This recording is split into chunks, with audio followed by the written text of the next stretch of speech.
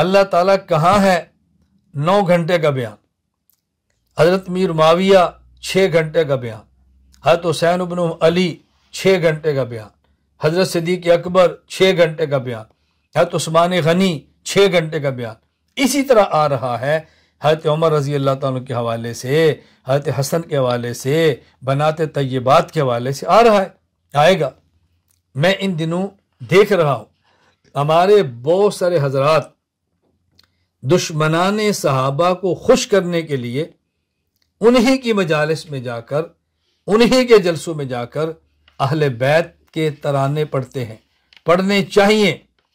اہل بیت ہمارا ایمان ہے، اہل بیت سے محبت ہمارا ایمان ہے۔ اہل بیت کی دشمنی اور بغض یہ کفر ہے، نفاق ہے، جدل ہے، منافقت ہے، کوئی شک کی بات نہیں ہے۔ لیکن جس طرح آپ وہاں جا کر اہل بیت کے قصیدے پڑھتے ہیں، انہیں کو ہونا وہ بھی صدیق اکبر کی خلافت کی بات کریں، خلفائے راشدین کی خلافت کی بات کریں۔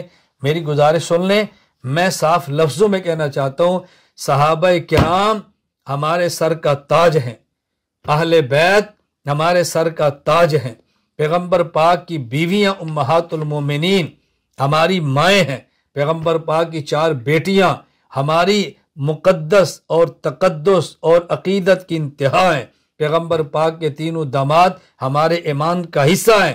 اور میں کھل کے کہتا ہوں، جو صحابہ پیغمبر سے عداوت رکھے اس کے نفاق میں بھی کوئی شک نہیں ہے، اہل بیت کے تقدس کے بارے میں بغض رکھے اس کے نفاق میں کوئی شک نہیں ہے۔ ہم صحابہ پیغمبر اہل بیت کو الگ نہیں کرتے، وہ دونوں ہمارے ایمان کا حصہ ہیں۔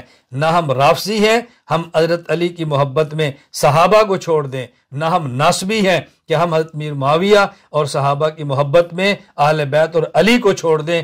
ہم ناسبی بھی نہیں، ہم رافضی بھی نہیں، ہم اہل سنت والجماعت ہیں۔ اہل بیت اور صحابہ سب سے ایمان رکھتے ہیں، محبت رکھتے ہیں، ان کی محبت کو ایمان سمجھتے ہیں، احسان سمجھتے ہیں، اور ان سے بغض کو کفر و نفاق سمجھتے ہیں۔